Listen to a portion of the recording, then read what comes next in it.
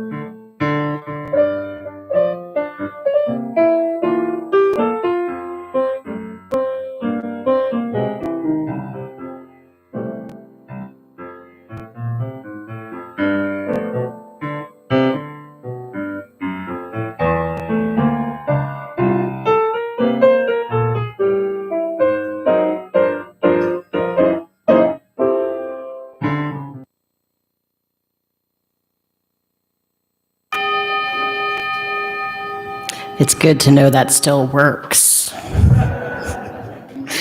Good morning, and good morning, and good morning. Yeah, is there a good morning here? And welcome to this service of worship at the Unitarian Universalist Church of Tucson. As most of you know, I am Reverend Bethany Russell Lowe, and I have the great pleasure and honor of serving as your minister. Our community is as varied as the blooms of the Sonoran Desert. Whoever you are, whoever you have been, and whoever you are becoming, I invite you to bring your whole self here and now. I extend a special welcome to any visitors or guests or people who haven't been here a while. Anybody not been here in a little while? Just a few of us. Yep. And all of you joining us online.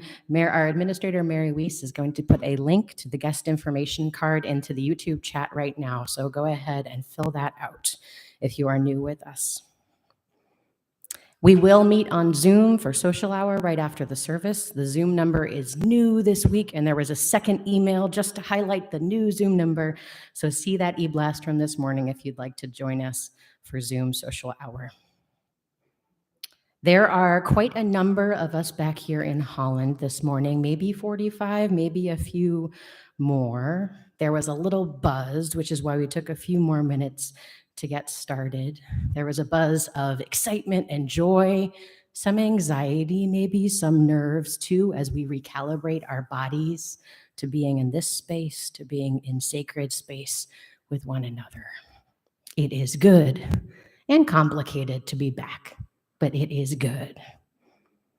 And although we will not spotlight everyone this morning, right now, we might do it later. You'll have a chance to be in the spotlight later if you'd like. I would like to focus for one moment on our fabulous AV team who work hard every week to get worship out onto YouTube. Let's give them some appreciation.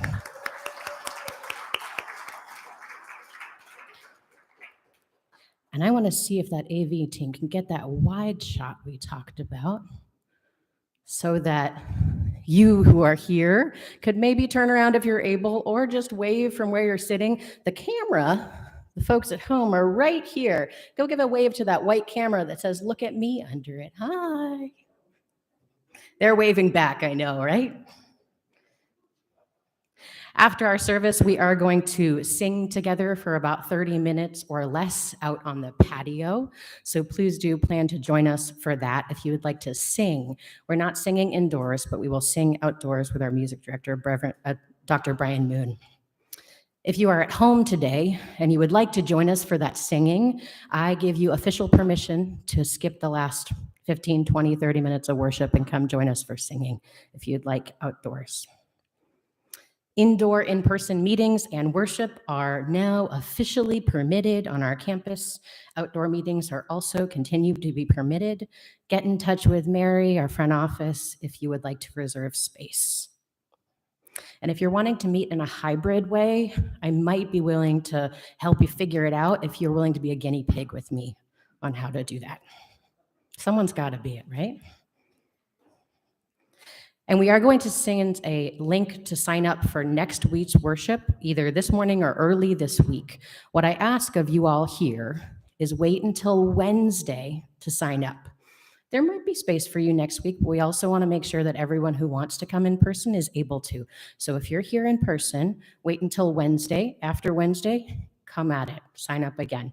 And for you at home who couldn't join us today, or there wasn't a spot for you this week, or it just wasn't the right week, I welcome you to try to sign up before Wednesday if you want to make sure you get a seat. Welcome. It is so glad that I am so glad that you are here.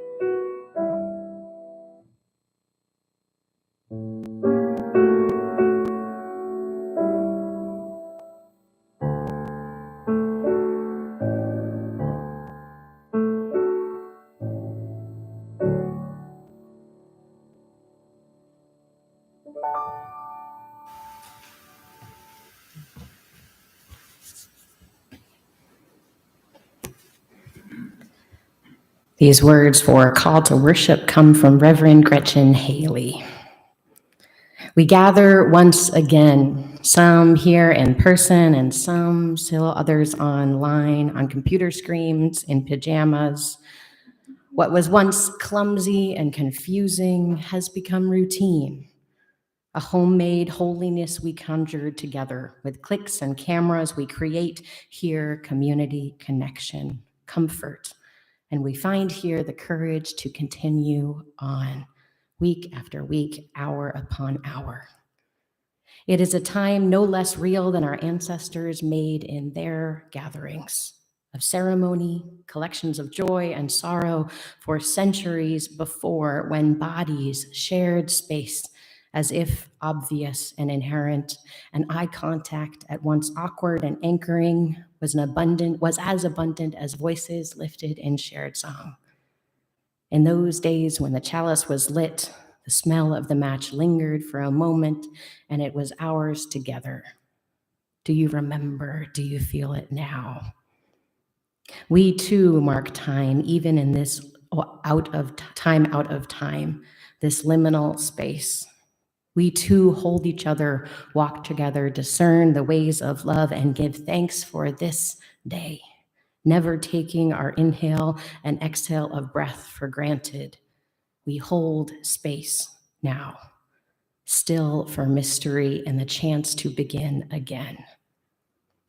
In these days of remembering ourselves and the gifts and griefs of life unmediated by screens and mute buttons, these days where we know once again sounds of spontaneous sneezes and children shrieking with joy, the small talk and the sweat, the surprise of strangers, in these days of re-entry, let us begin to stitch together our worlds. These remnants of the embodied past necessarily set aside for our survival and are still lingering present where life remains fragile. And we declare everyone equally worthy, called by name, beloved, into this steadfast hour of slowing down and stirring up. Let us say we have been changed. Let us say we are not yet done with our changes. And let us weave into the dark and possible future, and know the wholeness and the brokenness as a blessing.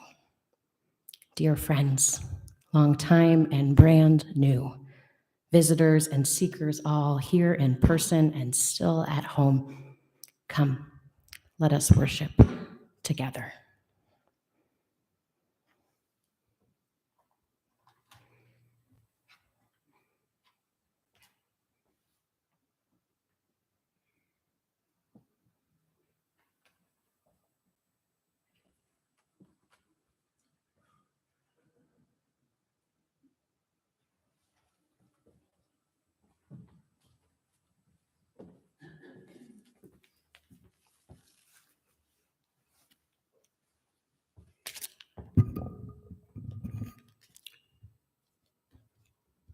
My name is Presley McMillan. If you are at home and have a candle nearby, please light it with us now as we read together these words for Chalice Lighting by the Reverend Leslie Takahashi. All that we have ever loved and all that we have ever been stands with us on the brink of all that we aspire to create: a deeper peace, a deeper love, a more embracing hope, a deeper joy in this life we share.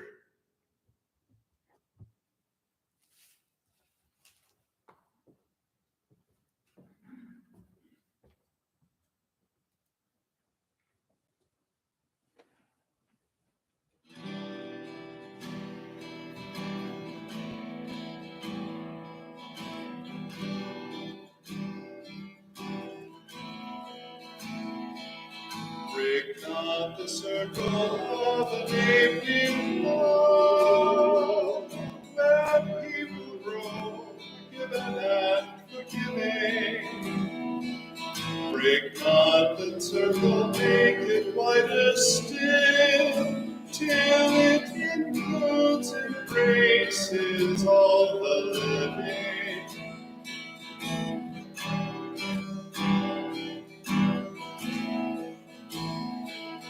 Come wonder at this love that comes to life, where words of freedom are with humans spoken, and people keep no score of wrong and guilt, but will that human bonds remain unbroken.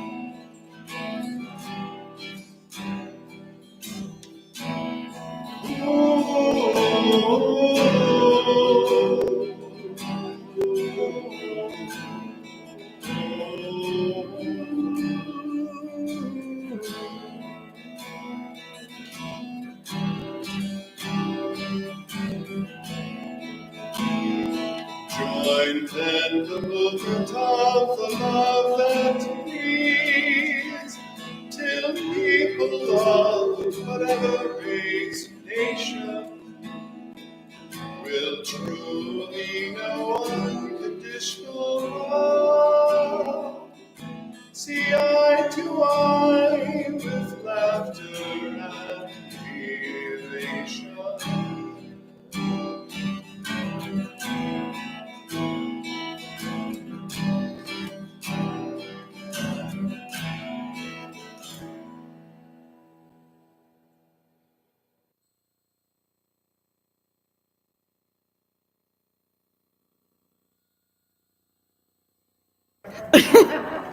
I don't know what I'm going to do without the lower third that says my name. I'm Jamelia Omar, Director of Lifespan Faith Development. I guess I just have to tell people. When we were coming in this morning, you were all given the option to get a button that said, I want to wave or I want to hug. And it made me think back to my days as a Girl Scout camp counselor when we were to offer our kids a wave or a hug or a handshake to see how they wanted to go to bed at night. It helped with a lot of homesickness and that. And this is my first time back in 2 years, and walking around campus and seeing you all here, I'm thinking about 2 years ago and my naive self when we were just starting to experience this all, who thought, oh, this will be a couple weeks of a different thing. We can do this. It's been a long time, and there's parts that have been really hard. And what's also true about this time is that our ways of being together, the actual literal things we do, the hugs and the waves and the handshakes, change over time. They always change over time. And they change by cultures, right? We got to know that some cultures do the bow, other cultures do the way bow, or the double-handed bow. I particularly want to lean into the shaka wave, right? Pretend I'm a surfer. And others have the cheek kiss, and I will tell you a personal testimony of being confused about how many cheek kisses you give, because different cultures have different, and either you're ending early or you're landing a kiss where you don't want to have the kiss if you don't get it right. The culture here at UUCT has found big relationship with the hugs and the handshakes, and those are things that are really fraught in this time.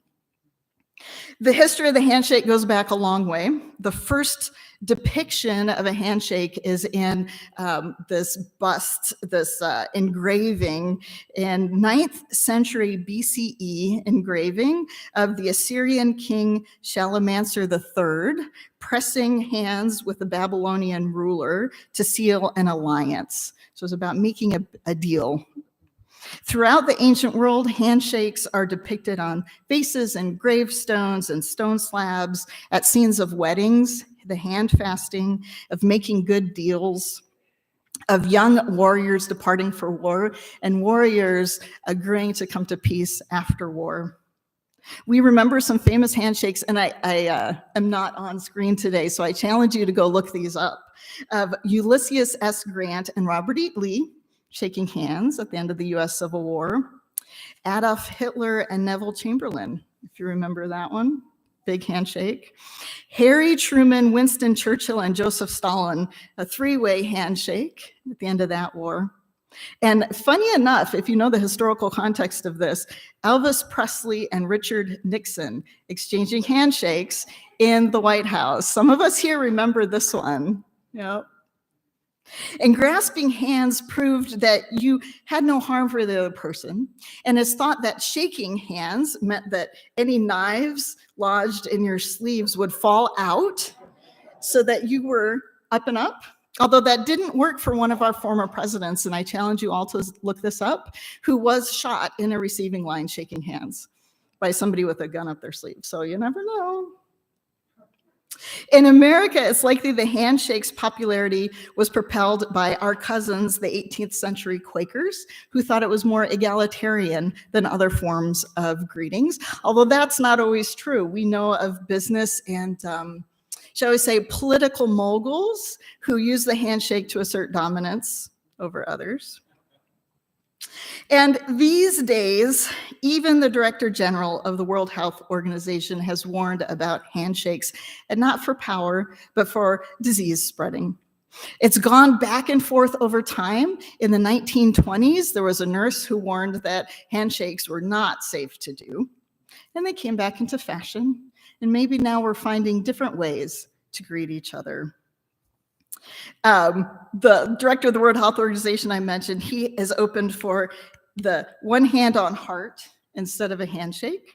And the satirical Broadway magazine says we should all just do jazz hands. So what do we make of this recap of history? For me, I take away several things.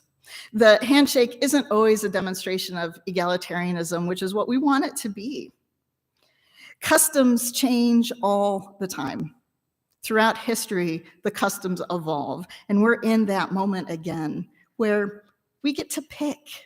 And that's what I think is empowering about this moment, is that we get to choose hugs, handshakes, waves, just like my little brownies in Girl Scouts those many years ago. It's good to see you all today.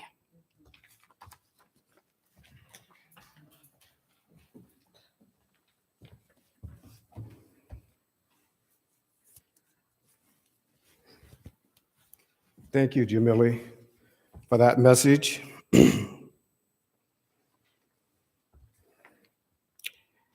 Our earth is strong. It can hold our pain and our joy, our love and our anger, our shared bowl, which we use for joys and concerns each week, is strong enough to hold the big rocks, our collective celebrations and mournings, and also the small stones that will be added to signify our individual joys and sorrows. A particular joy for me this morning is seeing all of you in person, members of our congregation again. We that live here in the desert know that water is a life-sustaining and very sacred resource. Let us remember those desert people who came first to this place. We honor the Hohokam, the Yavapai, the Hona Onum, and the Yaqui, and the people who no longer exist as tribal entities here in Arizona.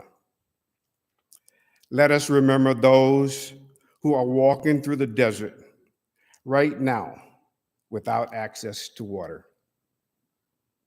We pour water from a plastic jug similar to the one used by those seeking to assure greater access to water in the desert, like our ministry partner, No More Deaths. If you have a joy or to share, I invite you now to speak it or to type it into the chat or speak it out loud wherever you are. As you do that, the Reverend Bethany will place pebbles into the water to symbolize the joys and sorrows within our community. The pebbles create ripples of hope, even as we are far apart.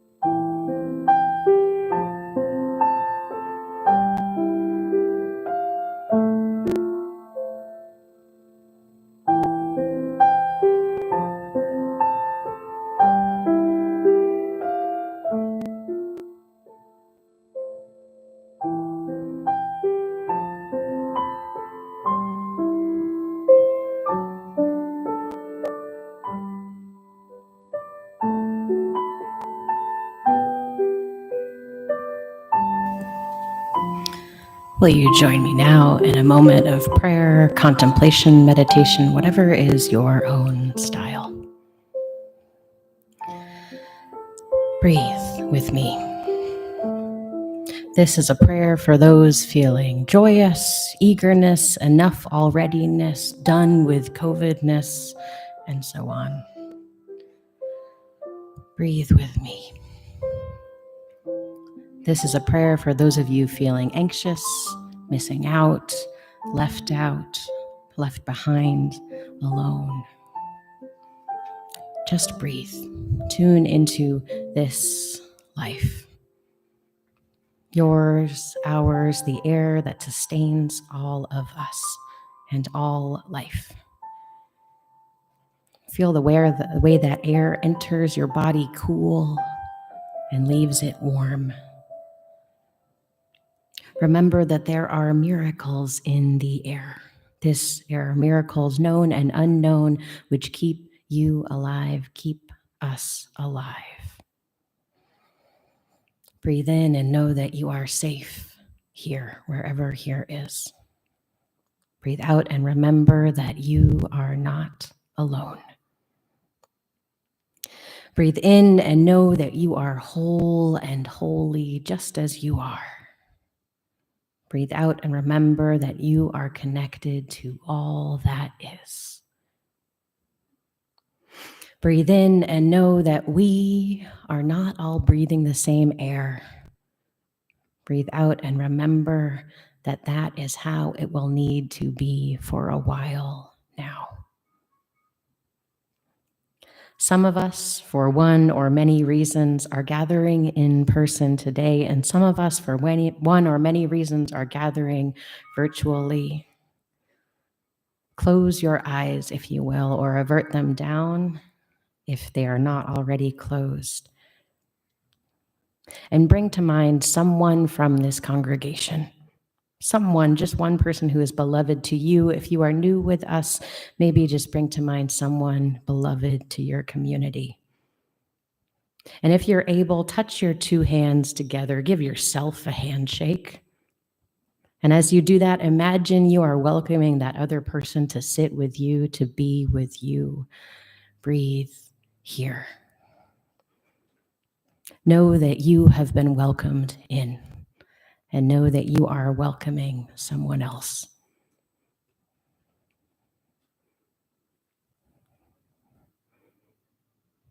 Welcome to all who come.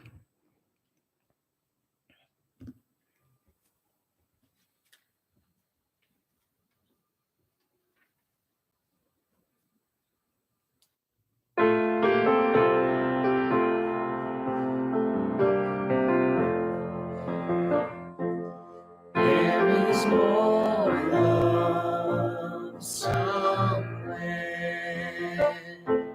There is more love somewhere. I'm gonna keep on till I find it.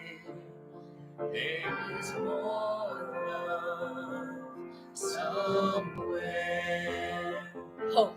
There is more hope somewhere. There is more hope somewhere. I'm gonna keep on till I find it. There is more hope somewhere. Peace. There is more peace somewhere. There is more peace somewhere. I'm gonna keep on till I find it. There is more peace somewhere. Joy. There is more joy somewhere. There is more joy somewhere. I'm gonna keep on till I find it. There is more joy somewhere. There is more joy somewhere.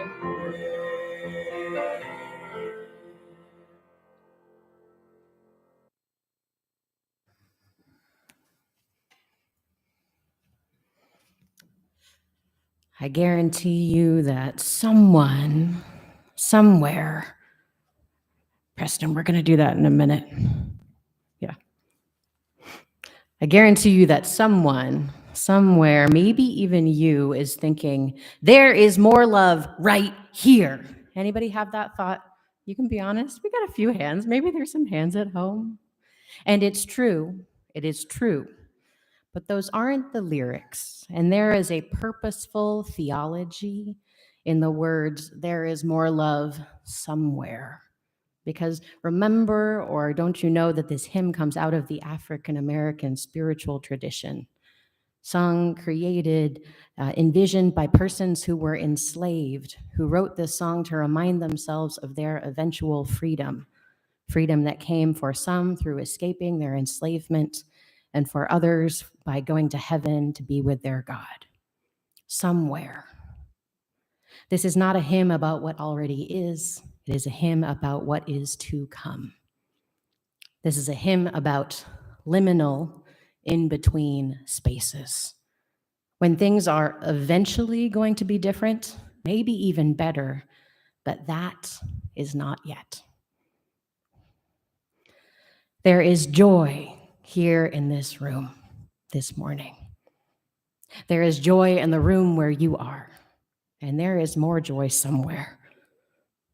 There is love here in this room this morning, and there is love where you are, and there is more love somewhere.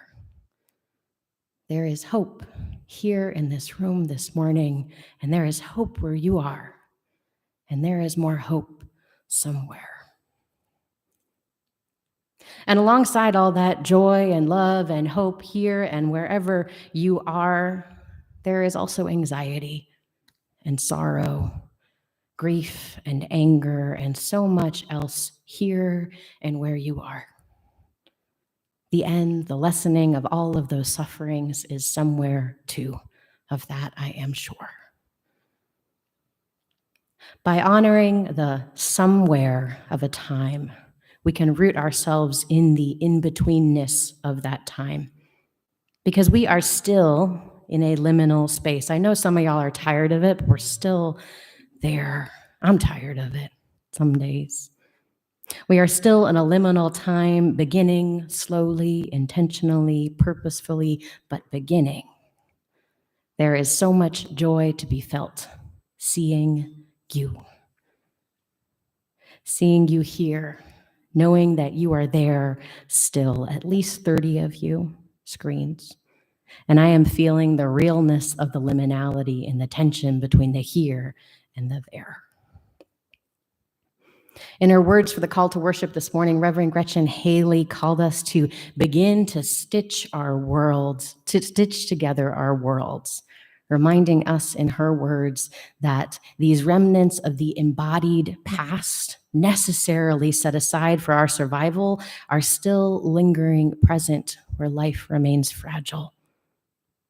We are dwelling between this fully embodied past in a still lingering present with fragile life around us, wondering what will come next in this turning, maybe with glimmers of it here. And you've been here before in your lives, outside of pandemic times. I know you have. Maybe it was in your young adulthood or when you were a child. Maybe it was during that end of a relationship or when you got really sick and weren't sure you were going to stay here. Maybe you were in between housing, in between jobs, in between friendships, in between careers. You've had a season of your life where you knew you couldn't go back, and yet you weren't sure how to move forward, and so you dwelled in the in-between, whether by choice or because that was the only half-decent choice available to you. Maybe it was really painful, or maybe you loved it. What made that liminal time easy? What made it hard? What I think is good about liminal spaces is that we can bring an intentionality to these times, to turn towards the past, to simply be in the present, and then to imagine the future. We can remember, we can play, and we can imagine. If we take things slow in liminal times, we can take time to do all three: remember, play, and imagine. We remember, we feel the pull of the past for everything to be just like it was. We mourn what was. We take our time to grieve all that has been lost. We honor that. And we imagine too, we are imagining. We are getting curious about the why of things. We give ourselves permission to let go, to repurpose, to create something new, to learn. And when we focus here on the liminal space, we can play. We can feel the freedom of liminal space, the freedom that comes when expectation is replaced with experimentation. In these particular liminal times, there is almost nothing in church when we can say, you know what I'm going to say, we've always done it that way. There's almost nothing we can say. We've almost done it exactly this way. And there's a freedom in that. There's a grief in it too, but there's a freedom. So if this is the moment that is ripe for play, what are you called to do? What are we called to do? Maybe we don't need to sit for an hour on Sunday mornings in order to do church. I don't know. We knew that before, right? And we can rekindle that memory now and bring it here. And these seeds of play were alive in our community. I remember back to one of the last Sundays when we all gathered in person back in February 2020. We decided to dedicate this 10:30 to 11:30 hour that Sunday to taking care of our campus, our sacred space. Anyone remember this? Anyone here? A lot of y'all are here. Some of us took tours to find the labyrinth over on the west side of campus.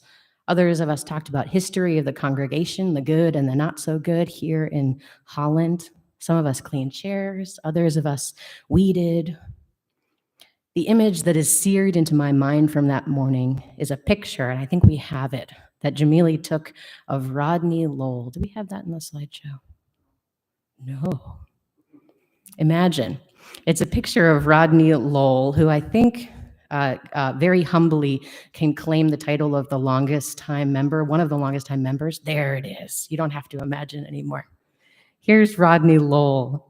We had just celebrated his 90th birthday a few months before this picture was taken, and he is having a great time cleaning a window with somebody else. And I remember looking at this picture and saying, we did good church this morning. And who among us could have guessed that we would learn so much about doing new ways of church 2 years later? Who could have guessed that Rodney and most of us would have learned to use this video conferencing technology called Zoom, I don't know, in the next few months? Who could have guessed how much we would play with the ideas of church and gathering in the next 2 years? Who could have guessed how much we would gain and learn? Who could have guessed how much we would lose? None of us could have imagined then, but now we can start. There is a tenderness I am feeling, and I've heard named already this morning in this space, in some of us coming back together in person. And there will be impulses for me and you and us over the next few months of rebuilding to rush into that future because we desperately need it. So in the coming months, maybe year, I'm going to ask us and myself to remember to slow down and play. Maybe we'll wash some windows together. We should certainly ask why together. Slow down, talk less, listen more, follow our gut, move towards one another. There is little that is more important right now than you and me and us moving forward together. So let's wash some windows and find some new ways of doing church.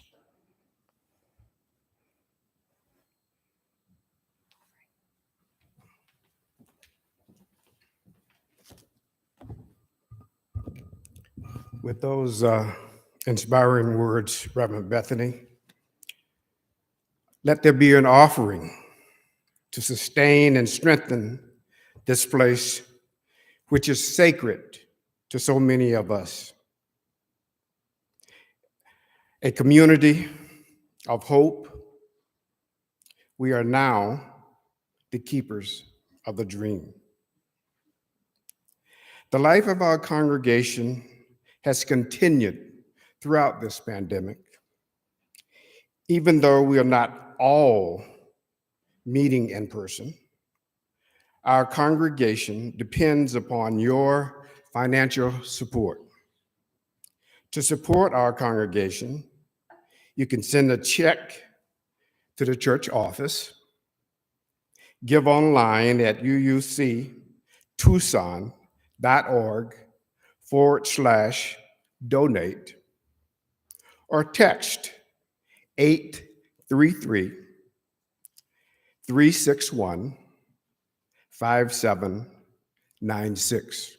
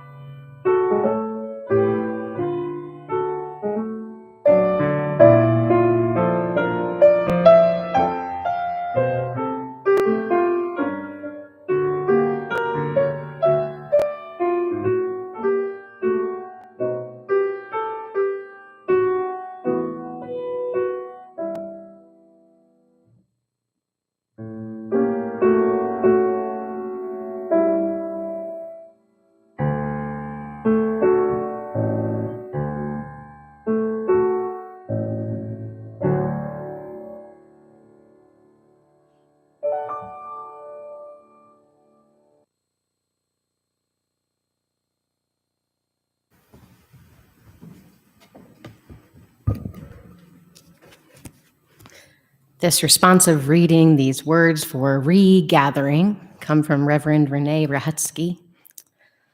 I'm going to say the plain font. We're learning a kind of new way. If you're here in the room, it'll feel usual. If you've done responsive readings before, for those of you who are on our live stream, I will invite you to say the plain text with me, and Preston, our worship associate, is going to lead the italicized words for folks in the congregation and live here in person.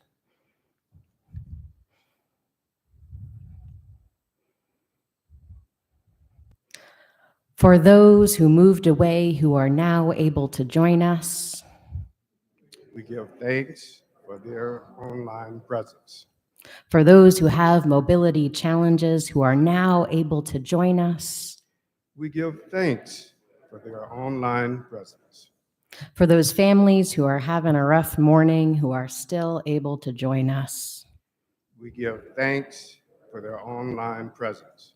for those who are contagious or immunocompromised who are still able to join us, We give thanks for their online presence. for those curious but shy seekers who want to learn more about us, We give thanks for their online presence. for those sibling congregations whose worship team needs a break, now able to visit us, We give thanks for their online presence. and for the guest preachers who give our worship team a break. We give thanks for their online presence. When we get tempted to go back to normal, let's remember the many ways that our online presence has been a miraculous opportunity for the radical love of Unitarian Universalism to reach out.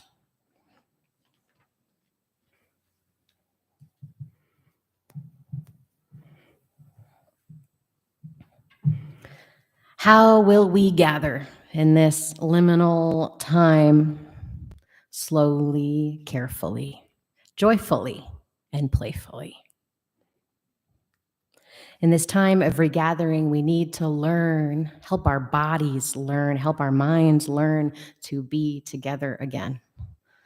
I'll share a personal story with you and then reference echoes of that story that I've heard. I was very pregnant, 8.5 months pregnant, maybe 9 months, fully vaccinated. So my husband and I, who had not been even dining outdoors for months, said, why don't we just go dine outside somewhere? It'll be the last time we get out before the baby. We have no idea what this whole parenthood thing is like. So let's go dine out. And I work in ministry and he works in a grocery store. So neither of us have a sense of when weekends are. I know when Sunday is, but I don't know when the weekend is, if that makes any sense to you.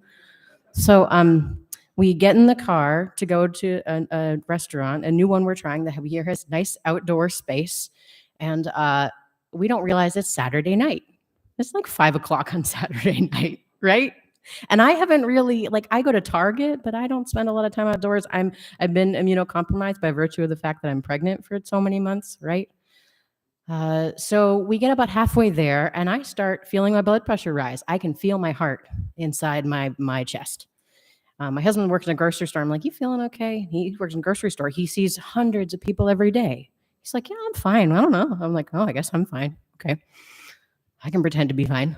And we get closer and closer to the restaurant. And we get there and the parking lot is full. And I feel my heart beat faster. And we can't find a parking space. And we feel my heart beat faster. And I'm a little anxious. I'm sitting in the passenger seat. I'm a little anxious. And my husband's like, wow, I guess it's just, she doesn't like parking lots. She doesn't like this. But for me, inside, what was going on was, oh my gosh, this is more people than I've seen collectively in 18 months, right? And I am still pregnant. I am carrying this child. And I'm not one to have a ton of anxiety. I have some anxiety, but it's usually manageable. I would call this a panic attack. So I'm there simmering. My heart feels like it's going to burst out of me. And my husband finally looks for a parking spot and we find something. And I just say, don't park here. We can't park here. We can't do anything. And he's like, what is going on? And I'm like, I can't do this. I cannot be with all these people, all these cars. I had this imagined thing that there was like a concert going on, right, in this restaurant area, and nobody had masks on, blah, blah, blah, blah.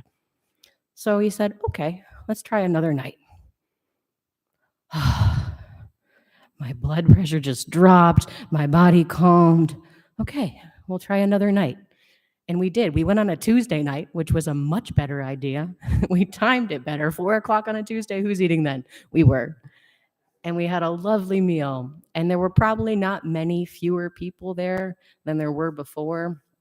But gosh, it took that panic attack for me, someone who's not used to that, to recalibrate my body, to spend time reminding myself that you're safe here.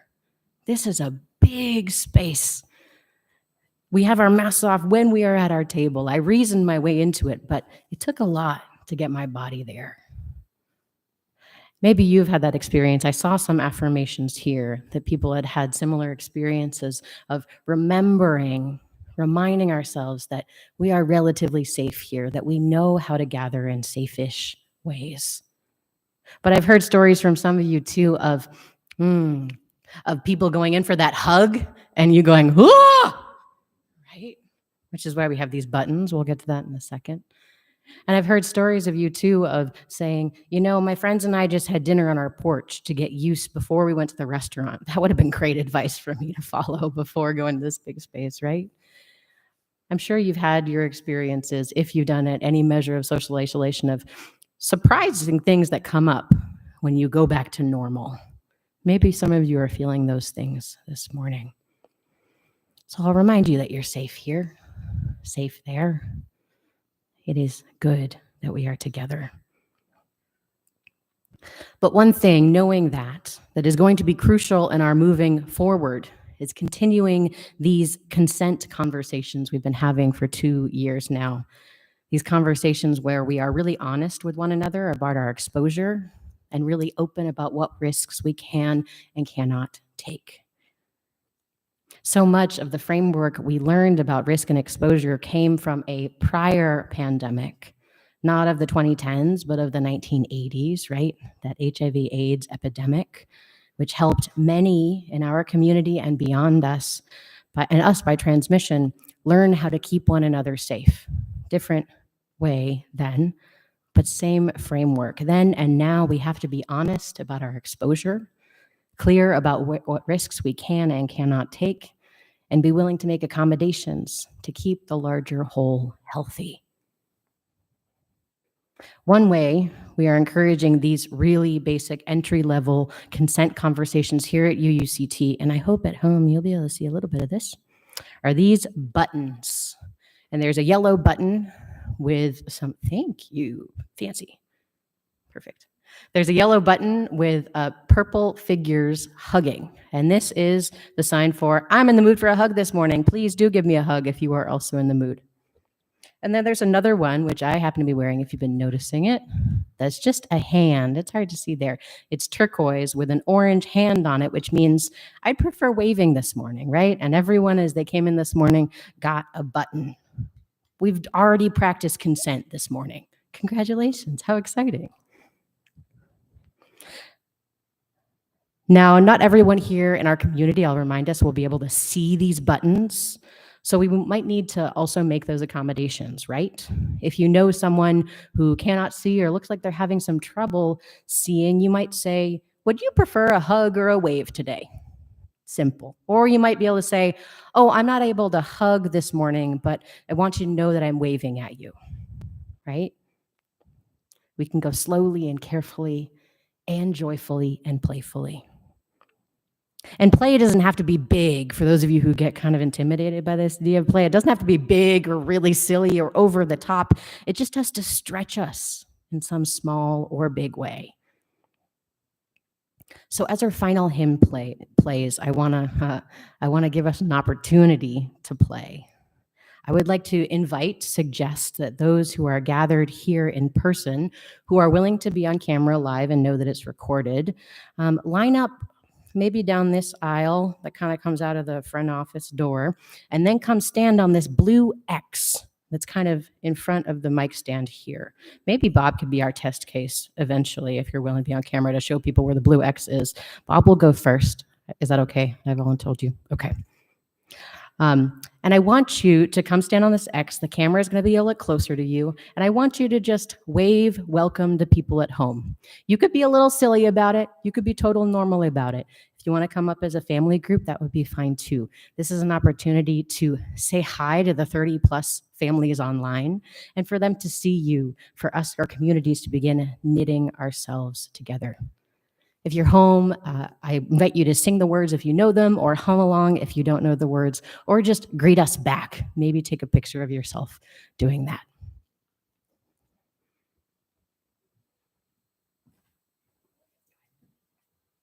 So go ahead, line up if you would. Line up if you'd like to say hi, people at home. Dance we do. Stay there for a second, May I Bob. have this dance with you through the good times and the bad times. Come on up, Jim and Carolyn. too. Yep. Let it be a dance. Let a dancing song be heard. Play the music, say the words, and fill the sky with sailing birds. Let it be a dance. Let it be a dance. Let it be a dance. Learn to follow, learn to lead. Feel the rhythm, feel the need. To reap the harvest, plant the seed. Let it be a dance. Everybody turn and spin. Let your body learn to bend. And like a willow with the wind, let it be a dance. Let it be a dance. Let it be a dance. A child is born, the old must die. A time for joy, a time to cry. Take it as it passes by. Let it be a dance. Morning star comes out at night. Without the dark, there's no light. If nothing's wrong, then nothing's right. Let it be a dance. Let it be a dance. Let it be a dance. Let the sunshine, let it rain. Share the laughter, share the pain. And round we go again. Let it be a dance.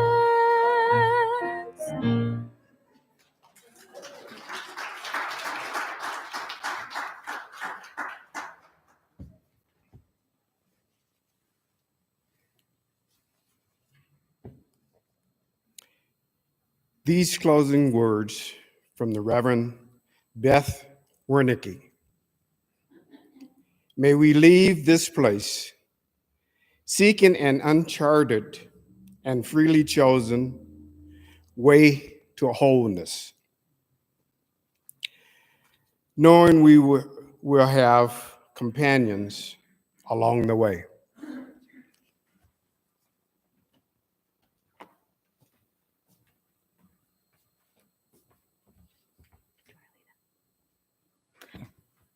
And will you join us now in saying our words for Chalice Extinguishing? You're welcome to say them in here and live if you'd like to, while Preston extinguishes our chalice. We have basked in the warmth and beauty of this flame and this community. As the chalice flame is extinguished, let it carry its glow within us. Let us kindle new sparks within these walls and beyond.